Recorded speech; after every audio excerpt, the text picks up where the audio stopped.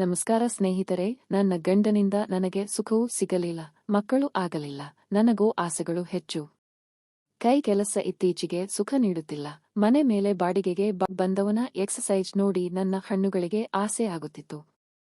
ಕತೆ ತುಂಬಾ ಇಂಟರೆಸ್ಟಿಂಗ್ ಆಗಿದೆ, ಕೊನೆವರೆಗೂ ಕೇಳಿ.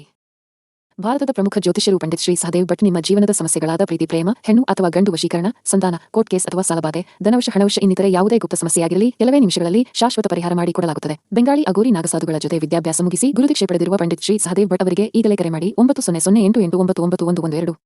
ನನ್ನ ಹೆಸರು ರಾಧಾ. ನಾನು ನೋಡಲು ತುಂಬಾ ಚೆನ್ನಾಗಿದ್ದೇನೆ. ನಾನು ಅಷ್ಟು ಸುಂದರವಾಗಿರುವುದೇ ನನ್ನ ಹಲವಾರು ಸಮಸ್ಯೆಗಳಿಗೆ ಕಾರಣವೆಂದರೆ ಅದು ತಪ್ಪಾಗಲಾರದು. ನಾನು ಮನೆಯಿಂದ ಹೊರಗೆ ನಡೆಯುತ್ತಾ ಇದ್ದರೆ ಪಡ್ಡೆ ಹುಡುಗರ ಕಣ್ಣುಗಳೆಲ್ಲ ನನ್ನ ಮೇಲೆ ಇರುತ್ತವೆ. ಆದರೂ ನಾನು ಏನು ಮಾಡಲಾರದು. ಸುಮ್ಮನೆ ನನ್ನ ಕೆಲಸಕ್ಕೆ ಹೋಗಿ ಬರುತ್ತೇನೆ. ನನ್ನ ವಯಸ್ಸು 30. ನಾನು ಮನೆಯಲ್ಲಿ ಇರುತ್ತೇನೆ. ನನ್ನ ಪತಿರಾಯರು ಒಂದು ಪ್ರೈವೇಟ್ ಕಂಪನಿಯಲ್ಲಿ ಕೆಲಸ ಮಾಡುತ್ತಾರೆ. ಅವರು ಬೆಳಗ್ಗೆಯಿಂದ ಸಂಜೆವರೆಗೆ ಕೆಲಸ ಎಂದೇ ಸಮಯ ಕಳೆಯುತ್ತಾರೆ. ನನಗೆ ಬೇಕಾದ್ದನ್ನು ಅವರು ಕೊಡುತ್ತಾರೆ, ಆದರೆ ನನಗೆ ಮಾತ್ರ ಅದೆಲ್ಲ ಕಡಿಮೆಯಾಗಿದೆ ಅನ್ನಿಸುತ್ತದೆ. ನಮ್ಮ ಮನೆಯ ಮೇಲಿನ ಒಂದು ರೂಮ್ ಖಾಲಿಯಾಗಿತ್ತು. ಅದನ್ನು ಬಾಡಿಗೆಗೆ ಕೊಡಬೇಕು ಎಂದು ರೂಮ್ ಫಾರ್ ರೆಂಟ್ ಎಂದು ಬೋರ್ಡ್ ಹಾಕಿದ್ದೆ.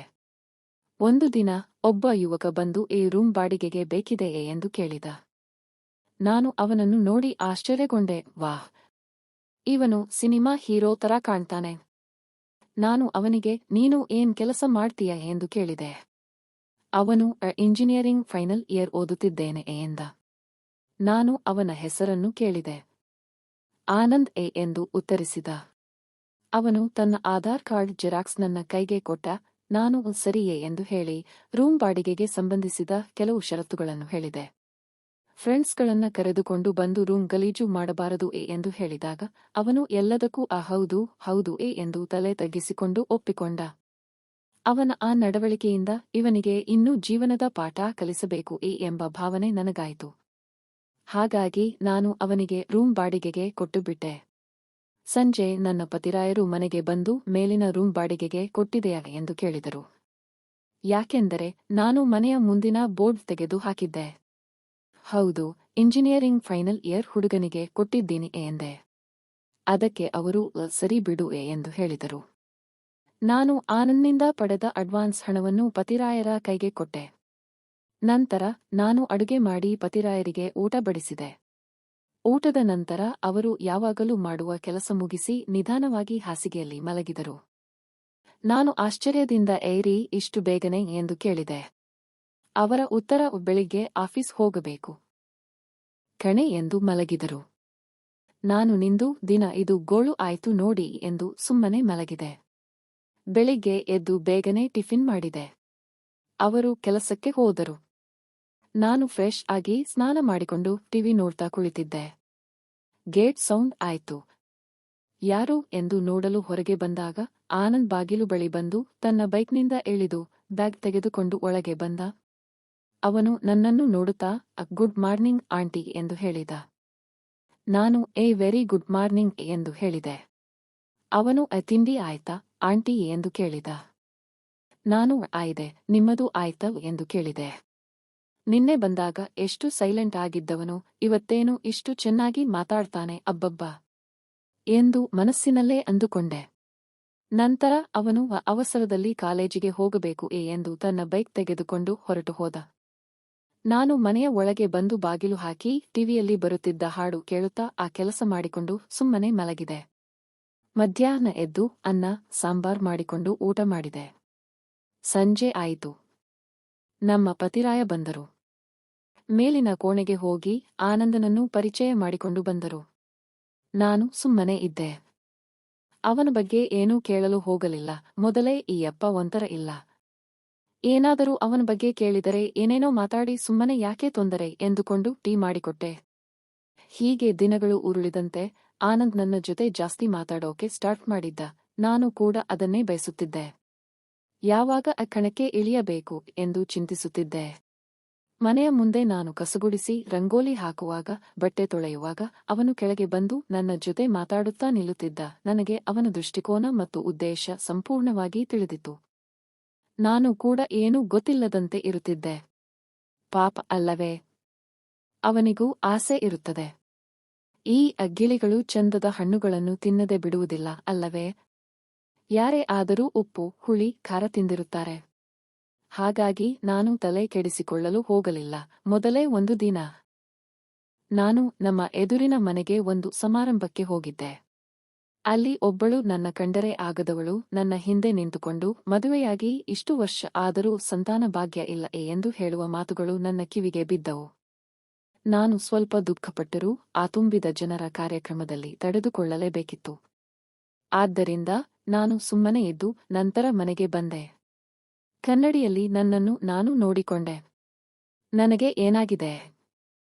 ದೇವರು ಯಾಕೆ ಈ ಶಿಕ್ಷೆ ಕೊಟ್ಟ ಎಂದು ಚಿಂತಿಸುತ್ತಾ ಕುಳಿತೆ. ನನ್ನ ಪತಿರಾಯ ಮಾಡಬೇಕಿದ್ದ ಕಾರ್ಯ ಚೆನ್ನಾಗಿ ಮಾಡಿದರೆ ನಾನು ಅವಳಿಂದ ಇಂತಹ ಮಾತು ಕೇಳಲು ಸಾಧ್ಯವಿರುತ್ತಿರಲಿಲ್ಲ ಎಂದು ಸುಮ್ಮನೆ ಮಂಚದ ಮೇಲೆ ಕುಳಿತಿದ್ದೆ. ನನ್ನ ಪತಿರಾಯ ಕೆಲಸದಿಂದ ಮನೆಗೆ ಬಂದರು. ಅವರು ನನ್ನನ್ನು ಹಿಂದಿನಿಂದ ನೋಡಿ, ಏನೇ ಇಷ್ಟು ತಯಾರಾಗಿ ಮಂಚದ ಮೇಲೆ ಕುಳಿತಿದ್ದೀಯಾ? ಇವತ್ತು ಏನಾದರೂ ಮದುವೆಯಾದ ದಿನಾನ ಎಂದು ಕೇಳಿದರು.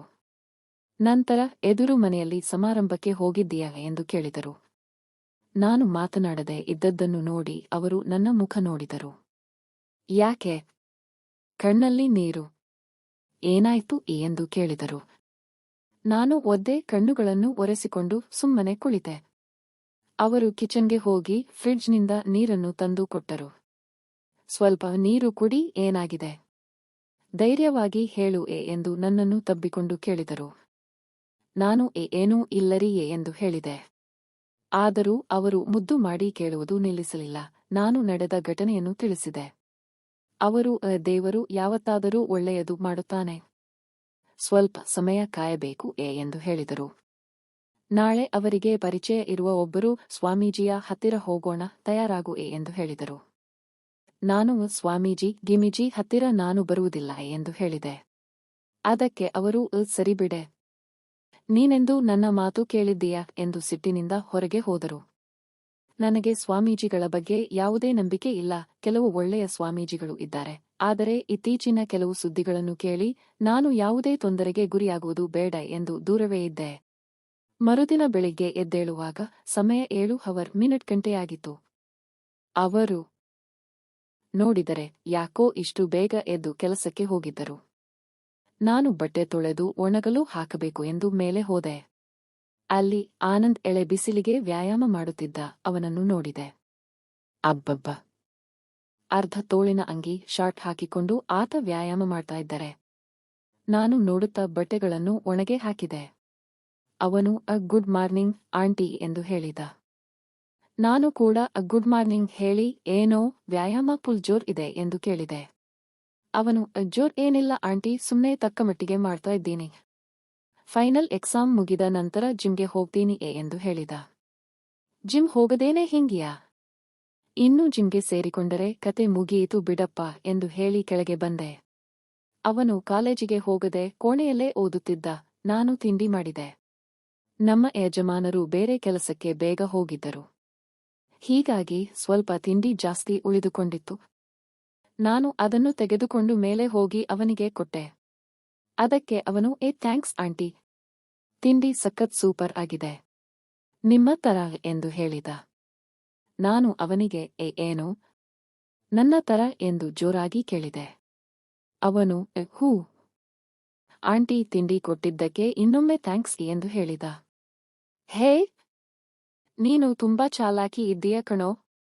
ಮೊದಲ ದಿನ ನೀನು ಸುಮ್ನೆ ತಲೆ ತಗ್ಗಿಸಿ ನಿಂತಿದ್ದೆ. ಇವತ್ತು ತಲೆ ಎತ್ತಿ ಅಲ್ಲಿಗೆ ನೋಡ್ತಾ ಇದ್ದೀಯಾ? ನೀನು ಸಾಮಾನ್ಯವನಲ್ಲ ಎಂದು ಹೇಳಿದೆ. ಹೀಗೆ ಅವನು ನನ್ನ ಜೊತೆ ನನಗೆ ಗೊತ್ತಿಲ್ಲದಂತೆ ತುಂಬಾ ಹತ್ತಿರವಾಗಿ ಬಿಟ್ಟ. ನಾನು ಕೂಡ ಮನೆಯಲ್ಲಿ ಒಬ್ಬಳೇ ಇರುತ್ತಿದ್ದರಿಂದ ಅವನ ಜೊತೆ ಸ್ವಲ್ಪ ಹರಟೆ ಹೊಡೆಯುತ್ತಿದ್ದೆ. ಒಂದು ದಿನ ನಾನು ಬ್ಯಾಂಕ್ಗೆ ಹೊರಟಿದ್ದೆ. ನಮ್ಮ ಯಜಮಾನರು ಬೈಕ್ ಮೇಲೆ ಕರೆದುಕೊಂಡು ಹೋಗಿ ಎಂದರೆ ಕೆಲಸ ಇದೆ ಎಂದು ಹೊರಟು ಹೋದರು. ನಾನು ಸೀರೆ ತೊಟ್ಟು ಮುಖಕ್ಕೆ ಮಾಸ್ಕ್ ಹಾಕಿಕೊಂಡು ಹೊರಗೆ ಹೋಗ್ತಾ ಇದ್ದೆ. ಆಗ ಆನಂದ್ ಕೂಡ ಎಲ್ಲಿಗೋ ಹೊರಟಿದ್ದ. ನನಗೆ ಅವನು ಎಲ್ಲಿಗೋ ಹೊರಟಂತೆ ಕಾಣುತ್ತಿದೆ ಎಂದು ಕೇಳಿದ. ನಾನು ಬ್ಯಾಂಕ್ಗೆ ಹೋಗ್ತಾ ಇರೋದು ತಿಳಿಸಿದೆ. ಅವನು ಅದೇ ರೂಟ್ನಲ್ಲಿ ಹೋಗ್ತಾ ಇದ್ದೀನಿ, ಬನ್ನಿ ಡ್ರಾಪ್ ಮಾಡ್ತೀನಿ ಎಂದು ಕೇಳಿದ ನಾನು ಮೊದಲಿಗೆ ಬೇಡ ಎಂದರು. ನಂತರ ಅವನು ಕೇಳಿಕೊಂಡಿದ್ದಕ್ಕೆ ಬೈಕ್ ಹತ್ತಿದೆ. ದಾರಿಯಲ್ಲಿ ಅವನು ಬೇಕು ಎಂದೇ ಬ್ರೇಕ್ ಹಾಕುತ್ತಿದ್ದನು. ನಾನು ಗಮನಿಸುತ್ತಿದ್ದೆ. ಏನು ಹೇಳಲು ಹೋಗಲಿಲ್ಲ. ಬ್ಯಾಂಕ್ ಬಂದಿತು. ಅವನು ನನ್ನ ಇಳಿಸಿ ಬಾಯ್ ಆಂಟಿ ಎಂದು ಹೇಳಿ ಮುಗುಳು ನಗುತ್ತಾ ಹೊರಟು ಹೋದ. ಅವನ ಮುಗುಳು ನಗು ನೋಡಿ ನನಗೂ ನಗು ಬಂದಿತು. ಸ್ವಲ್ಪ ದಿನದ ನಂತರ ಅವನು ನೇರವಾಗಿ ಮಾತನಾಡಲು ಆರಂಭಿಸಿದ. ನಾನು ಸುಮ್ಮನಿದ್ದೆ. ತಪ್ಪಾಯಿತು. ಹೀಗೆ ಒಂದು ದಿನ ನಮ್ಮ ಯಜಮಾನರು 1 ವಾರ ಟ್ರೈನಿಂಗ್ ಇದೆ ಎಂದು ಹೊರಟು ನಿಂತರು. ನನಗೆ ಅವರು ನನ್ನನ್ನು ಒಬ್ಬಳೇ ಬಿಟ್ಟು ಹೋಗುವುದು ಇಷ್ಟವಿರಲಿಲ್ಲ. ಆದರೂ ಹೋಗಬೇಕಲ್ಲವೇ ಎಂದು ಹೊರಟು ಹೋದರು. ಅವರಿಗೆ ಬಾಯ್ ಹೇಳಿದ ತಕ್ಷಣ ನಾನು ಟಿವಿ ನೋಡುತ್ತಾ ಕುಳಿತೆ. ಡೋರ್ ಬೆಲ್ ಆಯಿತು. ಯಾರು ಎಂದು ನೋಡಿದರೆ ಆನಂದ್. ಓ ನೀನಾ, ಏನು ಸುದ್ದಿ ಎಂದು ಕೇಳಿದೆ. ಅವನು ಮನೆ ಬಾಡಿಗೆ ತಗೊಳ್ಳಿ ಎಂದು ಹಣ ಕೈಯಲ್ಲಿ ಇಟ್ಟ. ಕೈ ಟಚ್ ಆಯಿತು. ನನಗೆ ಒಂದು ಕ್ಷಣ ಏನೇನೋ ಕನಸುಗಳು ಬಂದು ಹೋದವು. ಆದರೂ ನಾನು ಹಣ ತೆಗೆದುಕೊಂಡು ಸರಿ ಎಂದು ಹೇಳಿದೆ. ಅವನು ಮೇಲೆ ಕೊನೆಗೆ ಹೋದ. ಅವನು ಹಣ ಕೊಡುವಾಗ ಅಲ್ಲಿಗೆ ನೋಡುತ್ತಿದ್ದದ್ದು ನನ್ನ ನೆನಪಿಗೆ ಬಂದಿತ್ತು. ಆದರೂ ನಾನು ಏನು ಮಾಡೋದು, ಇವಾಗಲೇ ಇದೆಲ್ಲ ಬೇಡ ಎಂದು ಸುಮ್ಮನಾದೆ. ಸಂಜೆ ನನ್ನ ಯಜಮಾನರ ಜೊತೆ ಫೋನಿನಲ್ಲಿ ಮಾತನಾಡುತ್ತ ಮೇಲೆ ಹೊರಟು ಬಂದೆ. ಆನಂದ್ ಮೊಬೈಲ್ನಲ್ಲಿ ಏನೋ ನೋಡುತ್ತಿದ್ದನು. ನಾನು ಫೋನ್ನಲ್ಲಿ ಮಾತಾಡಿ ಮುಗಿಸಿದ ತಕ್ಷಣ ಅವನು, ಏನು ಅಂಕಲ್ ಟ್ರೈನಿಂಗ್ ಹೋಗಿದ್ದಾರಾ ಎಂದು ಕೇಳಿದ. ನಾನು ಹೌದು ಆನಂದ್ ಎಂದು ಹೇಳಿದೆ. ಅವನು ಫೋನಲ್ಲಿ ಮಾತಾಡುವುದನ್ನೆಲ್ಲ ಕೇಳಿಸಿಕೊಂಡಿದ್ದೆಯಾ? ಯಾಕೆಂದರೆ ನಾನು ಕೂಡ ಬೇಕು ಎಂದೇ ಜೋರಾಗಿ ಮಾತಾಡಿದ್ದೆ. ನಂತರ ಅವನ ಕಣ್ಣುಗಳು ನನ್ನಲ್ಲಿ ಏನನ್ನು ಹುಡುಕಲು ಬಂದವು. ನಾನು ಕೂಡ ಸುಮ್ಮನೆ ನಿಂತಿದ್ದೆ. ಆದರೆ ಅದೆಲ್ಲ ಸರಿಯಲ್ಲ ಎಂದು ಕೆಳಗೆ ಬಂದುಬಿಟ್ಟೆ. ಅವನು, ಇರಿ ಆಂಟಿ, ಏನು ಅವಸರ ಎಂದು ಕೇಳಿದರು. ನಾನು ಸುಮ್ಮನೆ ಕೆಳಗೆ ಬಂದೆ. ಅವತ್ತು ರಾತ್ರಿ ಎಷ್ಟೇ ತಪ್ಪು ಮಾಡಬೇಕು ಎನಿಸಿದರು ನಾನು ಮಾತ್ರ ಒಂದು ಬಾರಿ ನನ್ನ ಗಂಡನ ಮುದ್ದಾದ ಮುಖ ನೆನೆಸಿಕೊಂಡು ಅಂತಹ ಒಳ್ಳೆಯ ಮನುಷ್ಯನಿಗೆ ಈ ತರ ಅನ್ಯಾಯ ಮಾಡೋದು ಬೇಡ ಎಂದು ಅವತ್ತು ಸುಮ್ಮನೆ ನನ್ನ ಪಾಡಿಗೆ ನಾನು ಕೆಲಸ ಮಾಡಿಕೊಂಡು ಮಲಗಿದೆ. ಮರುದಿನ ನನ್ನ ಗಂಡನ ಸ್ಪಂದಂತ ಊರು ಅತ್ತೆ ಮಾವ ವಾಸವಿದ್ದ ಮನೆಗೆ ಬಂದುಬಿಟ್ಟೆ. ನಾನು ಜಗಳವಾಡಿದ್ದರು. ಅವರ ಮನೆಗೆ ಬಂದಿದ್ದು ನೋಡಿ ಅತ್ತೆ ಮಾವ ಖುಷಿ ಪಟ್ಟರು. ನನ್ನ ಗಂಡನಿಗೆ ಫೋನ್ ಮಾಡಿ ಸೊಸೆ ಬಂದಿದ್ದಾಳೆ ಕಣೋ ಎಂದು ಹೇಳುತ್ತಾ ನನಗೆ ಕೂರಿಸಿ ತುಂಬಾ ಸಂತೋಷದಿಂದ ಮಾತನಾಡಿಸಿದರು. ಇಂತಹ ಒಳ್ಳೆಯ ಅತ್ತೆ ಮಾವ, ಅಷ್ಟು ಚೆನ್ನಾಗಿ ಪ್ರೀತಿಸುವ ಗಂಡ ಇರುವಾಗ ಏನೇನೋ ಕೆಟ್ಟ ವಿಷಯಗಳಿಗೆ ಕೈ ಹಾಕಿ ಏನೇನೋ ಸಮಸ್ಯೆಗಳನ್ನು ಎದುರಿಸುವುದು ತಪ್ಪಾಗುತ್ತದೆ ಎಂದು ನನಗೆ ಸಂಪೂರ್ಣ ಅರಿವಾಯಿತು. 1 ವಾರ ಕಳೆದ ನಂತರ ನನ್ನ ಯಜಮಾನ ಟ್ರೈನಿಂಗ್ ಮುಗಿಸಿ ನಾನು ಇದ್ದಲ್ಲಿಗೆ, ಅಂದರೆ ಅವರ ಸ್ವಂತ ಊರಿಗೆ ಬಂದನು. 2 ದಿನಗಳ ನಂತರ ನಾವಿಬ್ಬರು ಸೇರಿಕೊಂಡು ಪಟ್ಟಣದ ಮನೆಗೆ ಬಂದೆವು. ಮರುದಿನ ಅವರು ಕೆಲಸಕ್ಕೆ ಹೋದರು. ನಾನು ಬಟ್ಟೆ ಒಣಗಿಸಲು ಮೇಲೆ ಹೋದರೆ ಆನಂದನನ್ನು ನೋಡಿ ನನ್ನ ಮನಸ್ಸು ಮತ್ತೆ ಗೊಂದಲಮಯವಾಯಿತು. ಸಮಸ್ಯೆ ಬರುವುದು ಯಾರಿಗಾದರೂ ಈ ವಿಷಯ ಗೊತ್ತಾದರೆ ಮಾತ್ರ, ಯಾರಿಗೂ ಗೊತ್ತಾಗದಂತೆ ಇದ್ದರೆ ಹೇಗೆ ಎಂದು ಚಿಂತಿಸುತ್ತಾ ಇರಬೇಕಾದರೆ ಆನಂದ್, ಹಾಯ್ ಆಂಟಿ, ಹೇಗಿದ್ದೀರಾ ಎಂದು ಕೇಳಿದ. ನಾನು, ಹೇಗೆ, ನೀನು ಓದೋಕೆ ಬಂದಿದ್ದೀಯಾ ಅಥವಾ ಇದೇ ನಿನ್ನ ಕೆಲಸನಾ? ನಿನಗೇನೋ ಬುದ್ಧಿ ಇದೆಯಾ? ಸ್ವಲ್ಪಾನು ಮದುವೆಯಾದ ಹೆಣ್ಣು ಮಕ್ಕಳ ಜೊತೆ ಹೇಗೆ ಇರಬೇಕು ಸ್ವಲ್ಪನೂ ತಿಳಿಯಲ್ಲವಾ? ನನ್ನ ಜಾಗದಲ್ಲಿ ನಿನ್ನ ಅಕ್ಕ ಅಥವಾ ಅಮ್ಮ ಇದ್ದರೆ, ಬೇರೆ ಯಾರೋ ಹಿಂಗೆ ಮಾತಾಡಿಸಿದರೆ ಚೆನ್ನಾಗಿ ಇರುತ್ತಾ ಎಂದು ಕೇಳಿದೆ. ಅವನು ಮುಖ ಸಪ್ಪಗೆ ಮಾಡಿಕೊಂಡು, ಯಾಕ್ ಆಂಟಿ, ಏನಾಯ್ತು ಎಂದು ಏನೂ ತಿಳಿಯದವನಂತೆ ನಿಂತುಕೊಂಡ. ನಾನು, ನೋಡಪ್ಪ ಆನಂದ್, ಬಾಳೆ ಎಲೆ ಮೇಲೆ ಮುಳ್ಳು ಬಿದ್ದರು, ಮುಳ್ಳು ಮೇಲೆ ಬಲೆ ಬಿದ್ದರು ಬಾಳೆ ಎಲೆನೇ ಹರಿದು ಹೋಗೋದು. ದಯವಿಟ್ಟು ನನ್ನ ಬಾಳಿಗೆ ಮುಳ್ಳಾಗಬೇಡ ಮಾರಾಯ. ನೀನು ಬೇಗ ಮನೆ ಖಾಲಿ ಮಾಡು. ಇದು ನನ್ನ ಆರ್ಡರ್ ಅಲ್ಲ, ರಿಕ್ವೆಸ್ಟ್ ಎಂದು ತಿಳಿದುಕೋ ಎಂದು ಕೇಳಿಕೊಂಡೆ. ಅವನು ಅಳುತ್ತಾ ನಿಂತುಕೊಂಡ. ಆಂಟಿ, ದಯವಿಟ್ಟು ಕ್ಷಮಿಸಿ ಆಂಟಿ, ನೀವು ಇಷ್ಟು ಒಳ್ಳೆಯವರು ಎಂದು ನನಗೆ ತಿಳಿದಿಲ್ಲ. ನೀವು ನನ್ನ ಕಣ್ಣು ತೆರೆಸಿದಿರಿ. ನಿಮಗೆ ಮೋಸ ಮಾಡಲು ನನ್ನ ಮನಸ್ಸು ಒಪ್ಪುತ್ತಿಲ್ಲ. ನೀವು ನನಗೆ ಊಟ ಕೊಟ್ಟಿದ್ದೀರಿ. ನಿಮ್ಮ ಒಣ ನನ್ನ ಮೇಲಿದೆ. ನಿಮಗೆ ಯಾವುದೇ ತೊಂದರೆಯಾಗದಂತೆ ತಡೆಯಲು ನಾನು ಇಷ್ಟು ದಿನ ಇಲ್ಲಿ ಇರಬೇಕಾಯಿತು ಎಂದು ಹೇಳಿದ. ನಾನು ಅವನ ಮಾತುಗಳನ್ನು ಕಿವಿ ಕೊಟ್ಟು ಆಲಿಸಿದೆ. ಅವನು ಎಲ್ಲವನ್ನೂ ಹೇಳಿದ. ನಾನು ಇಲ್ಲಿಗೆ ಬಂದದ್ದು ಇಂಜಿನಿಯರಿಂಗ್ ಫೈನಲ್ ಎಕ್ಸಾಮ್ ಬರೆಯಲು ಅಲ್ಲ. ನನ್ನನ್ನು ಒಬ್ಬರು ಸ್ವಾಮೀಜಿ ಕಳಿಸಿದ್ದಾರೆ. ನಿಮ್ಮ ಯಜಮಾನರು ಎಷ್ಟೇ ಕರೆದರೂ ನೀವು ಸ್ವಾಮೀಜಿ ಹತ್ತಿರ ಬಾರದೇ ಇದ್ದದ್ದರಿಂದ ಅದನ್ನು ನಿಮ್ಮ ಯಜಮಾನರು ಸ್ವಾಮೀಜಿಗೆ ತಿಳಿಸಿದ್ದಾರೆ. ಅದಕ್ಕೆ ಸ್ವಾಮೀಜಿ ನಿಮಗೂ ಮತ್ತು ನಿಮ್ಮ ಯಜಮಾನರಿಗೂ ಗೊತ್ತಿಲ್ಲದಂತೆ ನಿಮ್ಮನ್ನು ಬುಟ್ಟಿಗೆ ಹಾಕಿಕೊಳ್ಳಲು ನನ್ನನ್ನು ಕಳಿಸಿದ್ದಾರೆ ಎಂದು. ಅವನು, ದಯವಿಟ್ಟು ಕ್ಷಮಿಸಿ ತಾಯಿ ಎಂದು ನನ್ನ ಕಾಲುಗಳನ್ನು ಹಿಡಿದು ಅಳಲು ಆರಂಭಿಸಿದ. ನನಗೆ ದಿಕ್ಕೆ ತೋಚಿದಂತೆ ಆಯಿತು. ನಾನು ಒಂದು ಕ್ಷಣ ಮೌನವಾಗಿ ಕುಳಿತುಕೊಂಡೆ. ನಾನು ಇನ್ನೂ ಸುಮ್ಮನಿದ್ದರೆ ಸರಿಯಲ್ಲ ಎಂದು ಕೆಳಗೆ ಬಂದು ನನ್ನ ಗಂಡನಿಗೆ ಫೋನ್ ಮಾಡಿದೆ. ಅವರ ಪುನರಿಂಗ್ ಆದರೂ ಎತ್ತಲಿಲ್ಲ. ನಾನು ಹೇಗಿದ್ದರೂ ಅವರು ಸಂಜೆ ಬರ್ತಾರಲ್ಲ ಎಂದು ಸುಮ್ಮನಾದೆ. ಇತ್ತ ಆನಂದ್ ಅಂದಿನ ದಿನವೇ ಮನೆ ಖಾಲಿ ಮಾಡಿಕೊಂಡು ಹೊರಟು ಹೋದ. ಅವನ ಹಿಂದೆ ನಾನು ನನ್ನ ದಾರಿಯಲ್ಲೇ ಮುಂದೆ ಸಾಗಲು ನಿರ್ಧರಿಸಿದೆ. ಜೀವನ ಯಾವಾಗಲೂ ನಮ್ಮ ಕಡೆಯೇ ಇರುತ್ತದೆ ಎಂಬ ಭ್ರಮೆಯಿಂದ ಬಾರದಿರಿ. ಪ್ರತಿಯೊಂದು ನಿರ್ಧಾರಕ್ಕೂ ಪರಿಣಾಮಗಳಿರುತ್ತವೆ. ಸ್ನೇಹಿತರೆ, ಕ್ಷಣಿಕ ಸುಖಕ್ಕಾಗಿ ಜೀವನವನ್ನು ಕೆಡಿಸಿಕೊಳ್ಳಬೇಡಿ. ಒಳ್ಳೆಯ ಮನಸ್ಸಿನಿಂದ 10 ಬಾರಿ ಯೋಚಿಸಿ ಮುನ್ನಡೆದು ಹೋಗಿ. ಧನ್ಯವಾದಗಳು ವೀಕ್ಷಕರೇ. ಕತೆ ಬಗ್ಗೆ ನಿಮ್ಮ ಅನಿಸಿಕೆ ಕಾಮೆಂಟ್ ಮಾಡಿ.